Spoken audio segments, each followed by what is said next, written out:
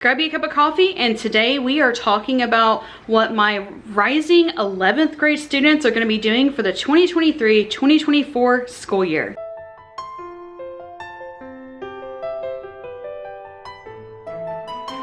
Hey everyone, I'm a little bit further over because I got my phone on a little table right here and I have to keep picking up, putting it down while looking at the list of classes that the kids are doing while making these videos over the next 3 weeks, over the next 3 weeks. And I got one day to film all these videos together because we're gonna have a super busy. What we do is beginning of our summer semester, we take 2 weeks off in between spring and summer.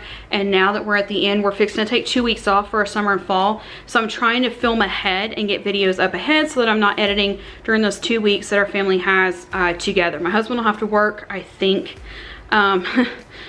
Yeah, we won't talk about that, but my husband has maybe working through all that, and then I want to take time off to spend with the kids because we only have 2 weeks in between. So today we're going to talk about 11th grade. I'm going to specify I have 2 11th grade students. One of them is my adopted daughter, and her situation is complicated, and I don't really talk about her situation and embarrass her, so I'm not giving you a full list of her classes. I will just say which classes they're doing together and which ones are not. But today we're going to be talking more about my advanced placement 11th grade student. The 3 classes that she took for advanced placement for 10th grade were between 9th and 10th grade year, she took advanced placement US history. She took, let me see, I can actually look. I can look. Why am I trying to do this from memory? She took honors biology, honors English 10, and then the summer before she took honors world history. She is currently finishing Spanish 3 in the summer semester and will be done by the end of the week, and then I can pump those grades in and we'll be good to go. For the next upcoming school year, the classes that she's taking that are honors will be chemistry, English 11, composition literature, and US history. So she's my honor student. She likes doing the additional work, literature, writing, composition, writing things down and doing all that. There's another video on biology 101, so let me preface here. All of the individual classes that I'm fixing to talk about, there's individual videos already out, because if I was talking about the individual classes for each child that they're doing, these videos would be 2 to 3 hours long. And I know I keep saying longer, but like this child has more video or more classes than the other ones do. So like, yeah, it was gonna be longer. It'd be super long. So I'm gonna mention them and then I'm gonna say, check out that video, because that way, if you're only interested in like, okay, what is she doing for Algebra 2 versus, yeah, I don't need to worry about Duolingo because I know what that is, then you don't have to watch the videos on those, if that makes sense. So let's go ahead and go through her list. So the first thing they're doing is they're both taking math. My honor student is going to be entering Algebra 2 this year. And again, we've already done a video somewhere up here and in the list below. We'll talk about our math. We use online math resources because it automatically, I tell people the one subject I kind of outsource is math, because Algebra 2 is a hard class. It's a difficult class, and maths are hard because like it has been so much easier to switch to a math that automatically grades for my kids. It's less stress on them and it's less stress on me. One coffee break and battery change later. So let's move on to the next class. And again, all of her classes, the way we plug them in to our Home Life program is they go alphabetically. So the next class on here is the chemistry. For chemistry, I'm just going to say it here. We'll probably wait to do a review video until after at least we've been through 1 semester of it. Chemistry 101. I will do a recap video of our biology 101 sometime in the next couple weeks, maybe a couple months, because we were super happy with the biology 101 program and are planning on doing biology 101 with my rising 8th and 9th grader when they are rising 9th and 10th graders. So like not fall 2023, but they'll start at fall 2024. Super happy with it. So we're excited to try the Chemistry 101 program. I think it's through Master Books, but we purchased it through Answers in Genesis because you can buy Biology 101, Chemistry 101, and Physics 101. You'd think I'd learn by now with sign language. This is 3, not this. Anyways, Biology, Chemistry, Physics 101 program. It's called the 101 series. We bought on Answers in Genesis because you got like $50 off if you buy all 3 of them. We were really happy with Biology 101. We're looking forward to doing Biology or Chemistry 101. My favorite thing about it is that it's DVDs, because that means when we're on the go in our van, we can pop one of the videos in and they can watch it. And then for the honors program, there's more written work you can do later. For my visual learner one, she can just watch the video every single day and she understands the concepts. Plus with chemistry, there is a couple more lab hours. So I want something that they're not going to have to do like excessive reading, then do like 2 hours worth of labs each week or more than that.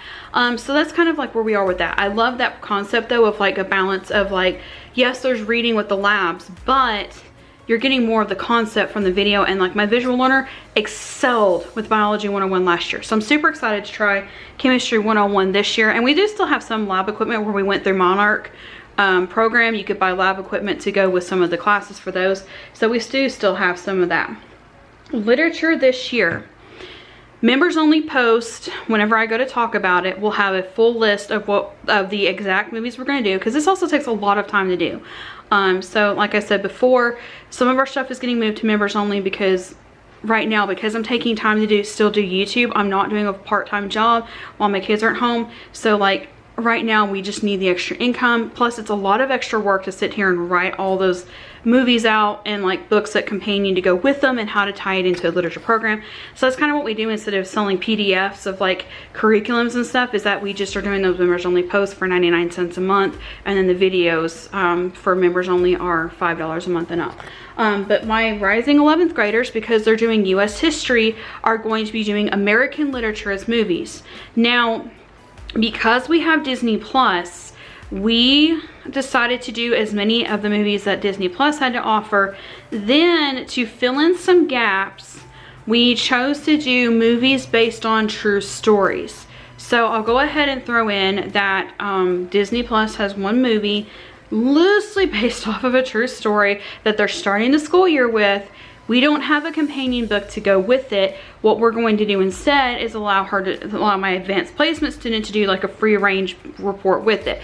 Because the way that we do advanced placement, oh, actually I've already done a whole video on how to do movies as literature as advanced placement. That'll be up here. But for her advanced placement, we find if the movie's not based off of a book and it's based off a true story, we find like companion book resources to go with it. So it's a little bit different as they get in these higher grades. And then I'll go ahead and do a spoiler for next year. They're doing biographies, and they're going to do movies based off of true stories.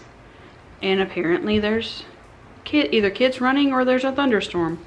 Not sure which. Anyways, so that's what, and they are both doing that. One's doing it as advanced placement, one's doing the visual learning, and then we work with them as we go. So I talked about this a little bit last week. My rising 9th grader is doing health class. My rising 11th graders are doing health class. And it's only going to be for one semester for the fall semester. And I'm going to do a whole video on it because I am building my own health class. And I may do like a separate higher end paid members only post, like the $25 a month, because like I'm basically building my own curriculum as I go, but I'm going to be building my own health curriculum as we go, which means I may wait until like the spring to release that, to kind of have a full complete what we're doing. But I talked about this before. My adopted daughter, that's rising 11th grader, went through some trauma before she was adopted, and so there's some topics when you're talking about health and maturation that are difficult topics for her because it's triggers.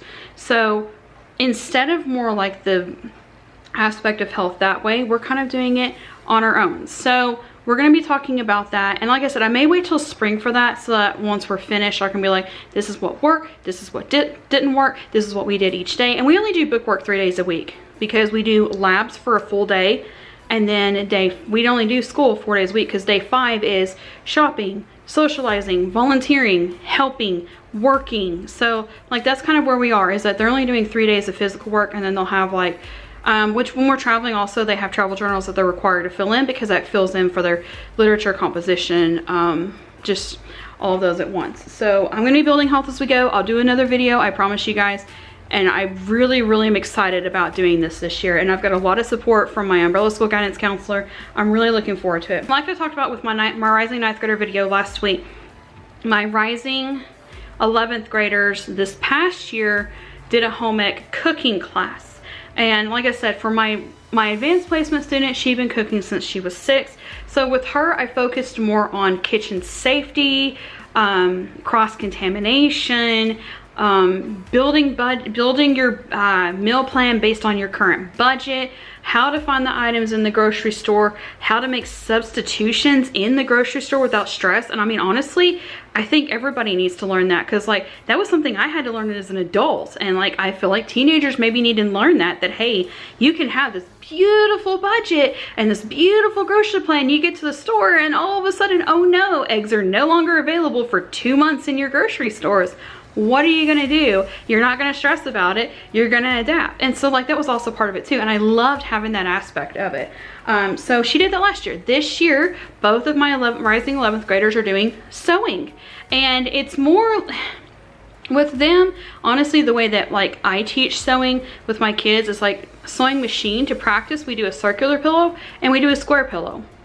And that basically is going to teach you all the techniques of using a sewing machine. I also have a serger, so I can teach them how to use that if I replace one of my needles that somehow magically got broken over the summer. Moving on. So, but I'm also going to be teaching some hand sewing. Now, my advanced placement one has been sewing since she was like 8-10 years old, taught herself, and I taught her how to do buttons, and I taught her how to do like mending and things. But like I feel like there's some, even in today's culture, I feel like there's some basic sewing skills that like everybody should know, like men and women, I feel like should just know. So that's kind of what I'll be working on. And also it's a really cool opportunity because my grandmother is a member of the American Embroiderers Guild, so she's gonna also be working with her one-on-one, and also like, so that's gonna give them some more bonding time as well, because one of the things they don't tell you about when you get an adopted child is that sometimes they feel bad because like they never got the experiences like the other kids who were born in your house got. So like I kind of like making those special moments every now and then for my adopted child, so that she still feels loved and wants it, even though like obviously she knows that, but also like every now and then the brain, the triggers are gonna tell her she's not. So I love like trying to find those special moments and plug them in to just kind of like reinforce and encourage and remind that she is just as loved and wanted and chosen as any of our other children are. So that's what we're doing for sewing. Personal finance, I'm gonna wait.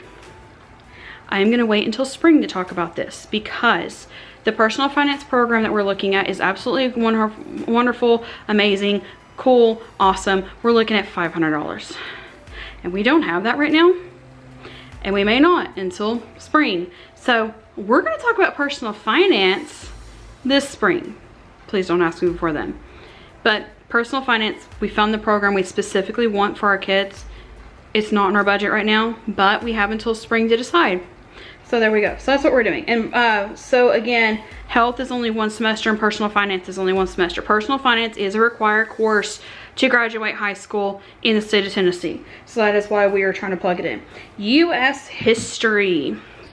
I was searching online for a free visual learning, because like again, budget, free visual learning high school course to teach U.S. history from a Christian perspective, because that's where my family personally is. We teach history from a Christian perspective. I found online Hillsdale College. So that's what we're gonna do. I'll do a review at the end of the school year, but that's what we're doing. Is the older two are gonna do Hillsdale College. My one in American history video is already up somewhere about what we're doing for her. We're gonna try it. If we don't like it, there is a crash course U.S. history program, but there's some stuff I have to be careful with the YouTube channel crash course, because it teaches some things contrary to what we teach from a biblical perspective for our kids. So I may use that as a springboard and then fill in as we need. That's my backup. So I have Hillsdale. If we just absolutely hate it, we're going to use crash course, and then we'll just fill in. And I just tell my kids that when we're doing crash course courses and it's stuff that's kind of walking on eggshells, that we also double it as a debate class. And my kids love it, and they just fit, you know, it all fits together. So that means that my rising 11th grader has 6 credits that she will be finishing with at the end of this year. She also, is she doing Spanish?